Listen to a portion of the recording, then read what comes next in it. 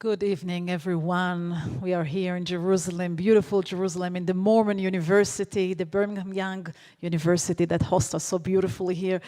And next to me, Yonnie Dror, the wind instrument artist who has so many instruments next to him and will soon begin.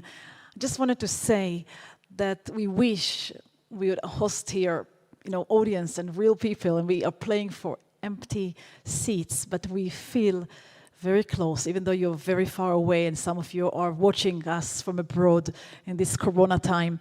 But we have each other, we have the love for music, and we have the faith that we are going to get out of it with strength and health and be together again very soon. And meanwhile, we're going to have beautiful music tonight and really present you global winds from all over the world with special mashups and transcriptions that we have made especially for this evening, Yonnie and myself, to bring the classical, the Western music with the world music together. So while you're watching this beautiful old city of Jerusalem, we're going to start with Albéniz, Granada from Suite Española, with a special instrument called the Turkish Ney. We'll speak all about it in between. Let's just dive into the sounds.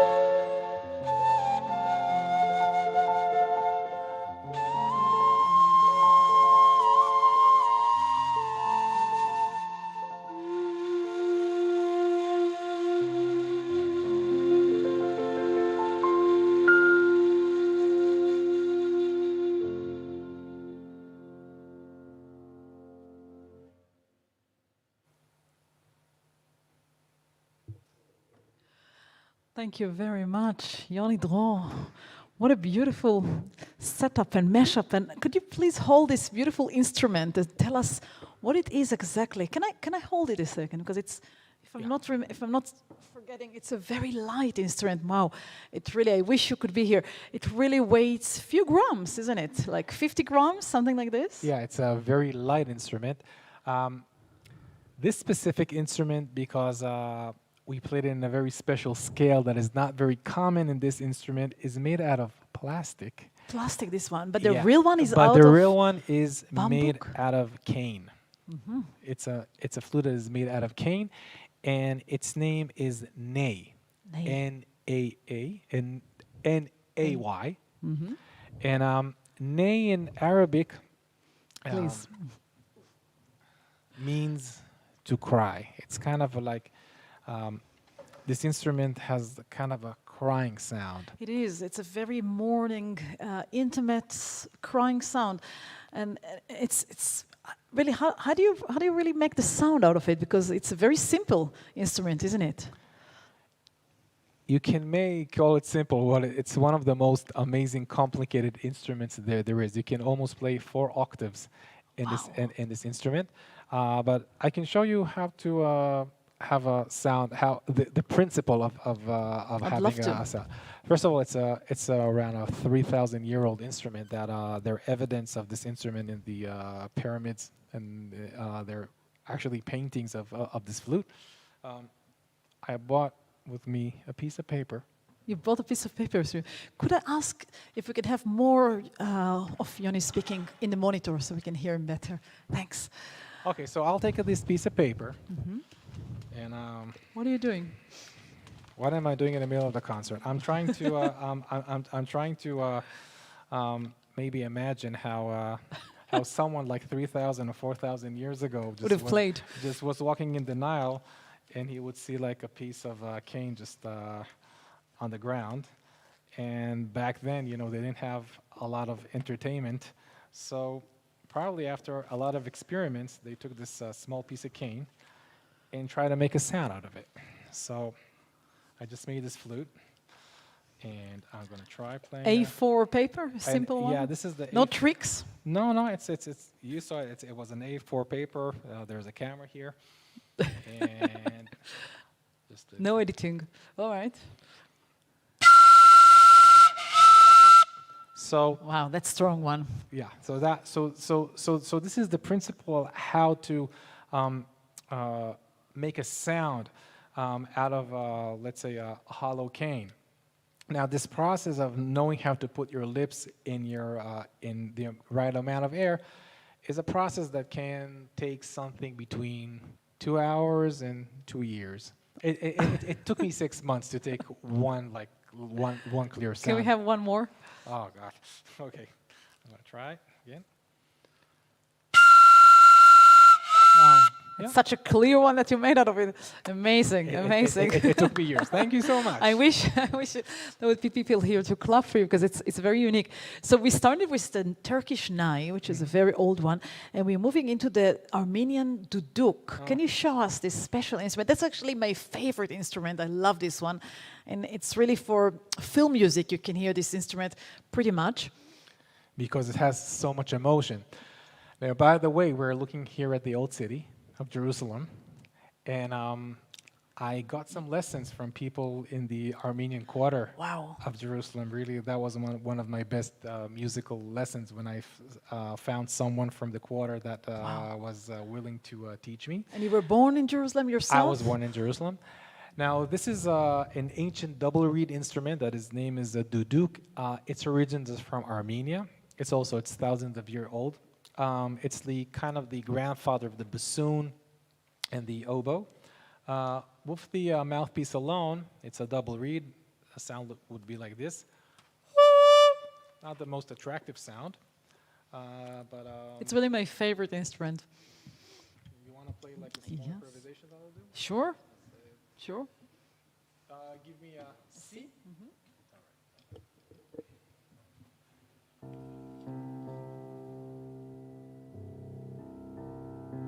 All right.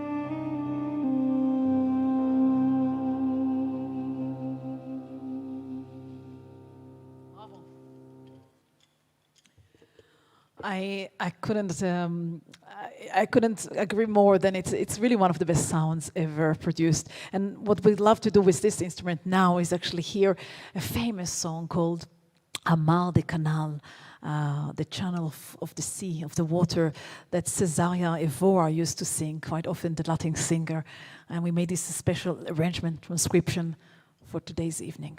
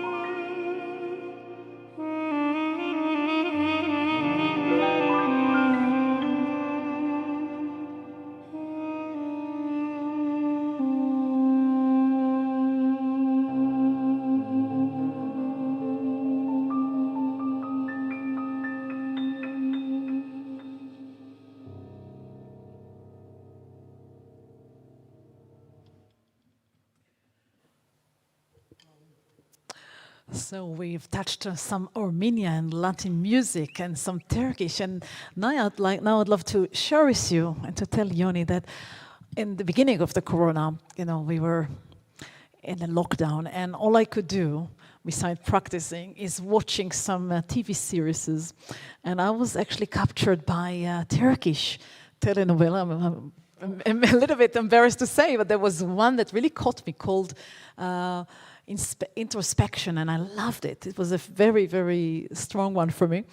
And what I loved the most out of it was the music, and I was so affected by the Turkish music and the Turkish scales that I came into the piano and something came out. And I'd love to share with you this inspiration from Turkey due to the TV telenovelas. And Yonnie heard my music and he said, oh, I could really use it and use the Ney again. Which Ney are you using now for my music? I'm going to use two types of Neys. I'm going to use a Turkish Ney. Okay. And I'm going to use also an Arabic Ney, because the Ney is a flute that is spread all through the Middle East and what you call the Mesopotamia. Mm-hmm. So you have also a style of a Persian Ney that I don't have with me, in an Arabic Ney. And because for each scale there is a special Ney. Now there's So that's so That's special. So you're going to mix the two Yeah. to create more scales. And I don't know if you know, but I'm half Persian myself, half German and half Persian. So all this beautiful mix and the Turkish tune above it. Inspiration from Turkey.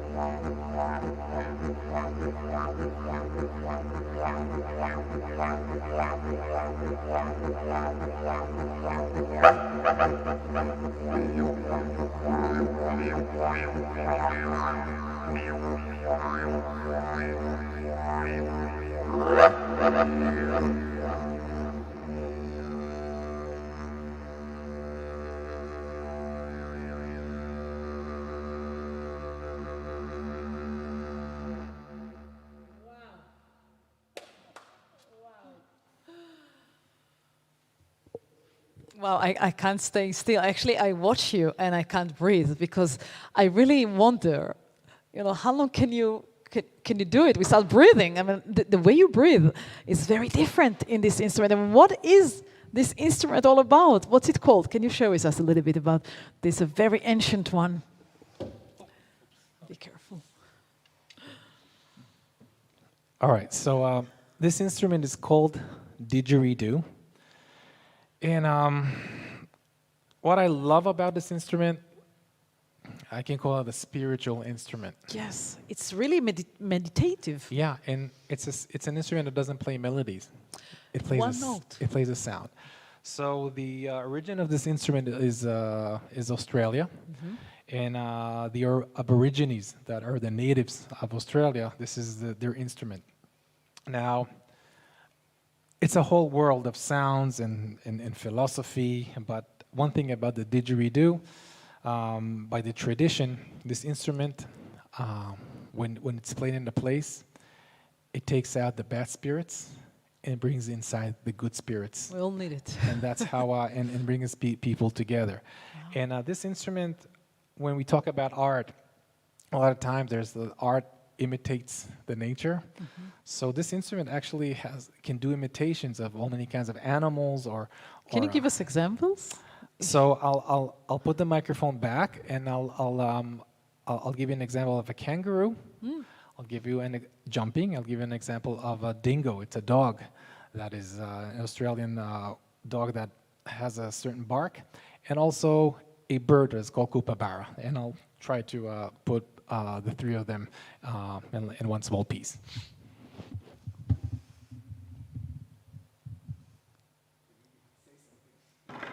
Up. Is it heavy? Yeah, it's very heavy. Very heavy. Yeah. It's made out of We can't hear you, but is it?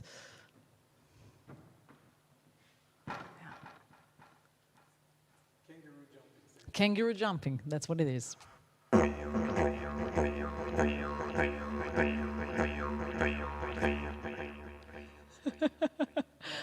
Dog barking.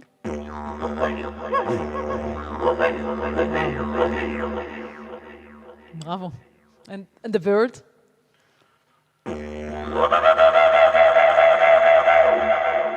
Wow, wow. So this is the ritual of the Australians, the cult instruments, the very old one. And we also have very ancient instruments. Actually, the Bible is full of descriptions of beautiful instruments. And I can't really, go out of this without mentioning my favorite Jewish instrument, which is the shofar. And you brought here a shofar. And I'm wondering if you can actually pitch the shofar into the same Turkish tune that we just did with my piece. Could you try? Yeah, we can do that. Let's do that. All right, and then we'll talk about the shofar. Yeah. Ready?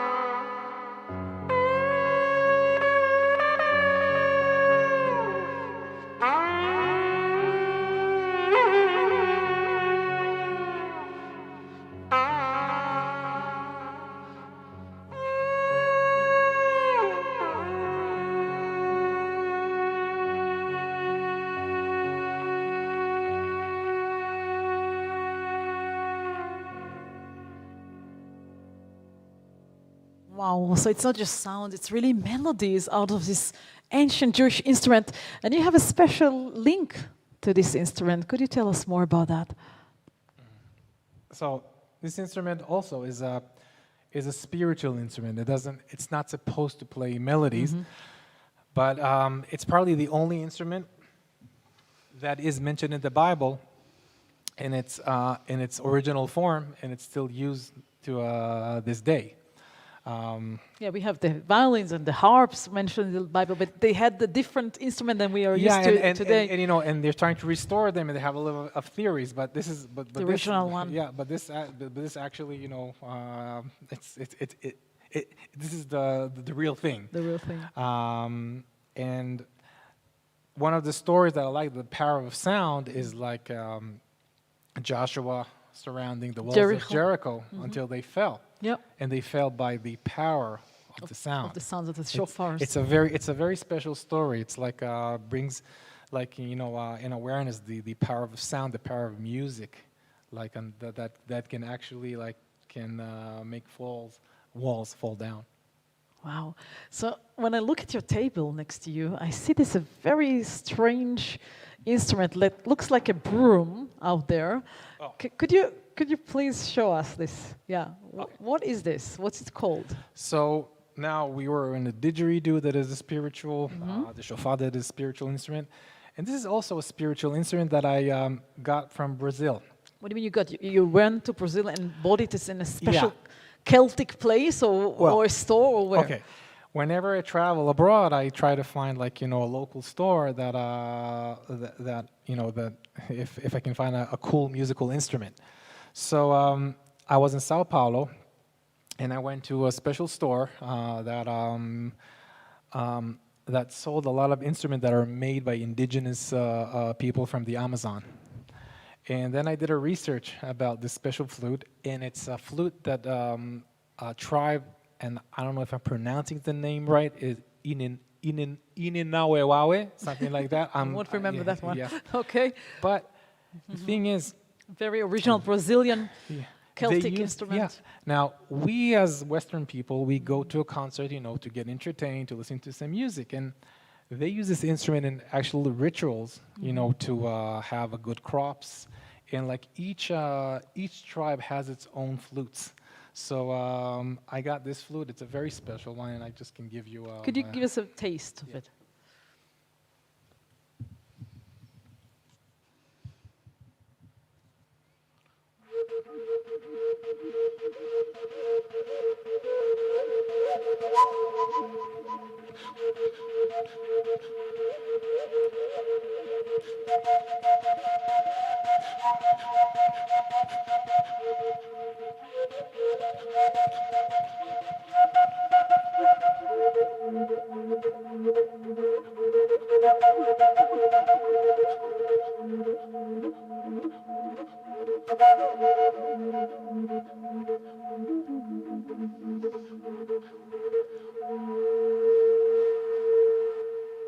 Wow. Thank you. Very meditative sound. And if we are in Brazil and we're touching the ritual instruments of that country, we can't really ignore that country and not play something by Jobim, by Carlos Jobim, the Brazilian composer and singer. And we'd love to do the girl from Ipanema in this special transcription for sax. And, oh. Yeah, I have your love. Let's watch.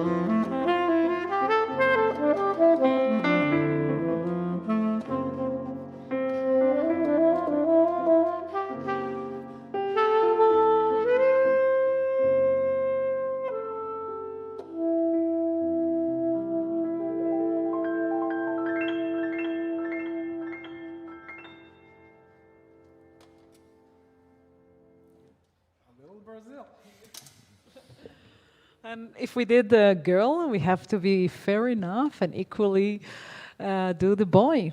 So this time we prepared some Danny Boy, the Irish famous folk tune. But this time you're going to bring us some Chinese flute, which is a very special one.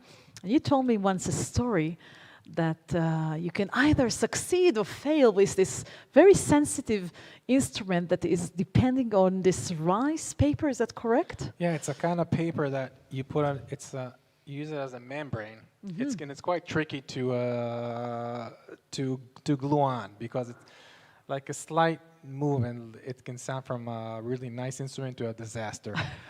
This instrument is called Dizi, and it comes from China. Yes.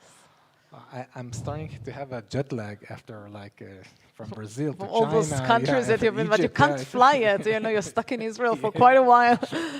And so this is the Chinese flute. It has a very, I don't know.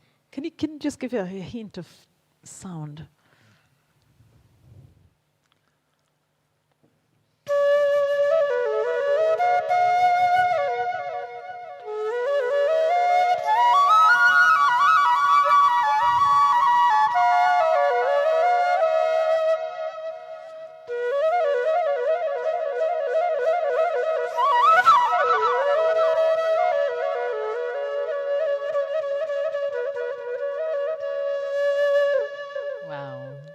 I have to ask you, you started your life, like me, in a very serious mode of being in the Jerusalem Academy, playing the flute, the classical flute, playing Beethoven, Schumann, Bach. And, you went into this classical trend and then you all of a sudden stopped. What made you be so close to this original Celtic sounds and instrument and get out of the classical period? Well, I was studying, as you said, to be a classical flautist. It gave me a lot of life, because a lot of knowledge, and I think when you learn, a musical instrument, that was a very good opportunity. I was practicing the scales, but at one point of my life, I knew that I'm not going to be a full-time classical flautist. I was also playing a little bit of saxophone, and then it was just a natural curiosity of seeing the world through through wind instrument from all over the world. And I like seeing that in a lot of places in the world, like the culture of wind instruments has a lot in common, but also each place in each region in the world has like its own richness, its own beauty. And I was just curious to explore how from what the instrument is made of, and how it's built, and I would challenge myself, I still do it, like every year or two, to take a new instrument, a new culture, and just dig in and then try to one day perform. Thank you. So Danny Boy, this Irish tune.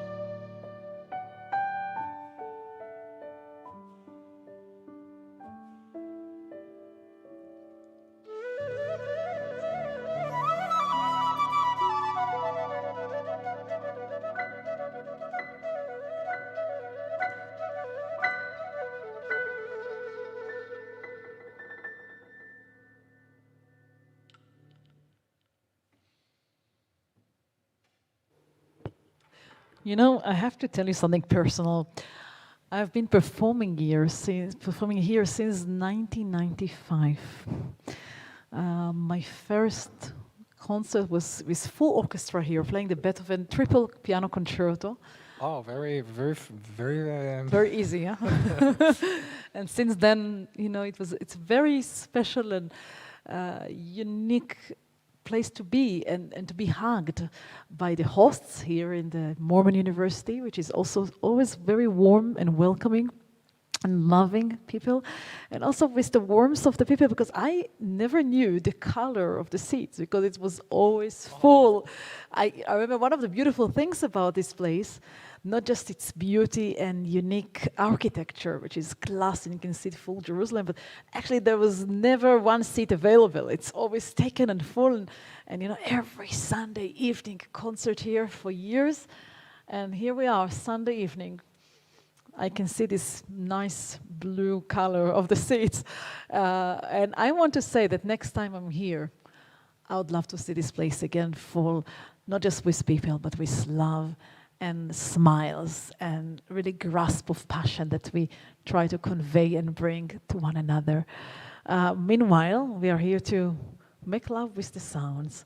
And here we are going to take now a combination of a very famous Israeli song called Shir Layakinton, but you're going to take the bansuri, the Indian flute. Could you show us this instrument? Wow, totally different one. What is this special about that one? How is it different from the Chinese? So it's different from the Chinese. It's like different wood. It's also, I can say, the notes are designed in a different way, but I can tell you how different it is from like the classical flute. Sure. The thing is, in the regular classical flute, there's really it developed in the last 100 years to be very precise, to be a very precise instrument. There's a lot of technology to make like these, like let's say 2 notes.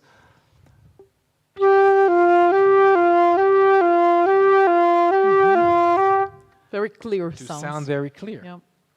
Now, when we Whole take- notes, but here you can have the more we half tones, yeah, quarter tones. we can flex them because this is the.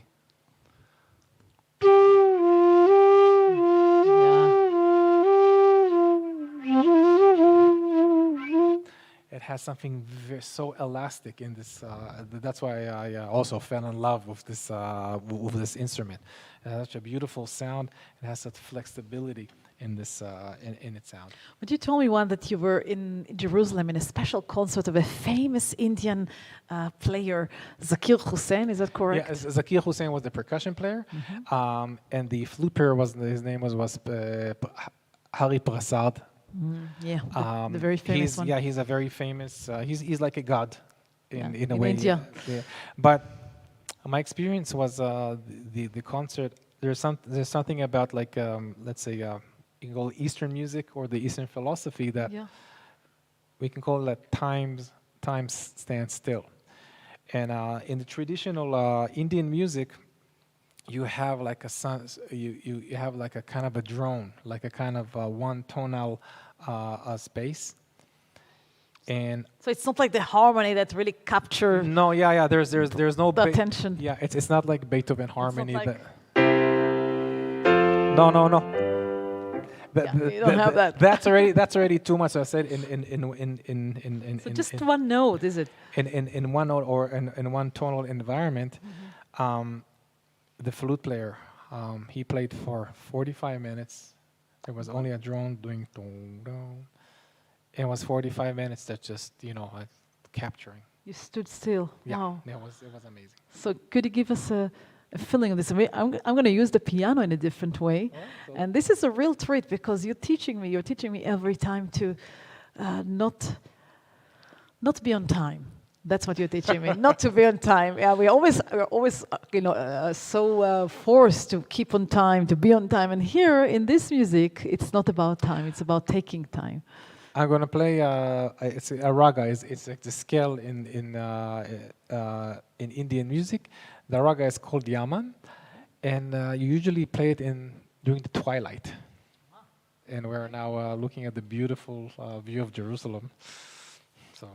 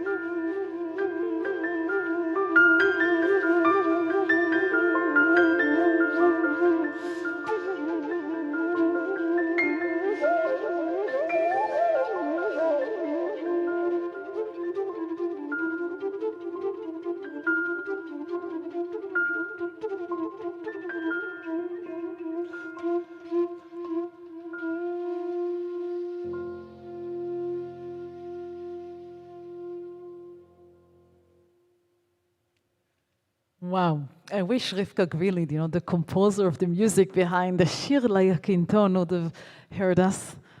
Completely different Indian sound mixed with Israeli feel. And now, since you talked about Twilight time, we are after Twilight time, I'd love to take you once at least for the classical flute. We heard so much music from all over the world. And again, you're still a classical flautist originally. Let's have a glimpse, not of something that is written many years ago, but we found something beautiful by Beeftink, Herman Beeftink, a Dutch composer that lives nowadays, and we love this simplicity. And I think there is nothing better for this period, Yonnie, than playing something very simple and very deep at the same time. And I think we all are learning in the last 9 months that the world really changed for all of us, that the small things, the less is more. Sometimes we don't need much to make us more insightful and deep with ourselves. So Twilight by Herman Beeftink.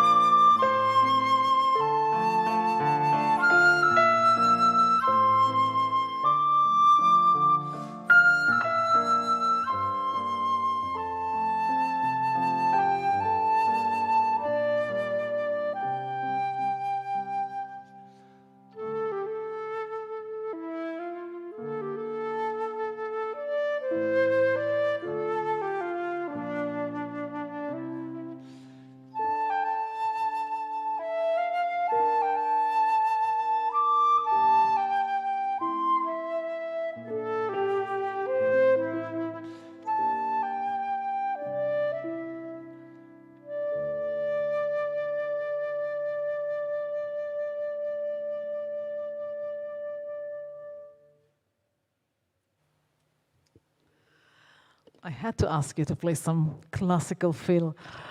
And now, we are really towards the very last piece that we have prepared for you. And, we started with Albéniz, remember, with the Suite Española, the Granada, and we thought it would be wonderful to end up with another piece from that suite, the Suite Española, Albéniz, but this one, a very famous one that you all know, the Asturias from that suite.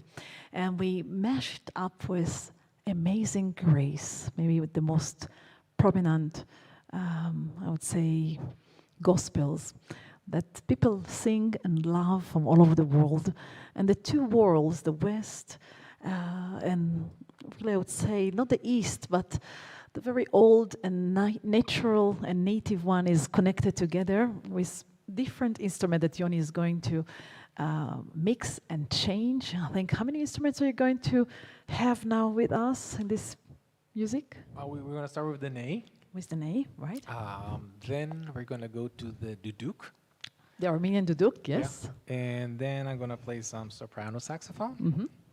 And in the end, one of the instruments I played. A surprise.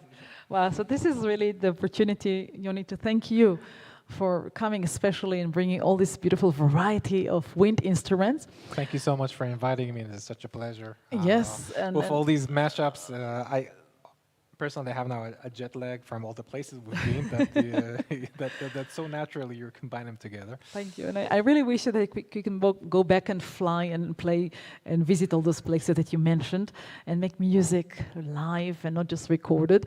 And this is the time to thank our team here, the sound team, which was wonderful, to thank Naomi Weinstein for arranging this concert series for over 25 years, to Iran, the CEO of the Mormon University. And a special thanks to you, all of you that are hearing us and listening to us with love and attention. And if you stayed until now, it means that we managed to touch one's souls. Well, thank you so much, and I'm looking forward to come back with Yonnie again for live audience. And here from Jerusalem, in a winter 14 degrees outside. We love this weather. We love this coldness. It's cold outside and warm very much inside. We want to wish you a great evening and a great health. Keep yourself healthy and live with passion and music inside you.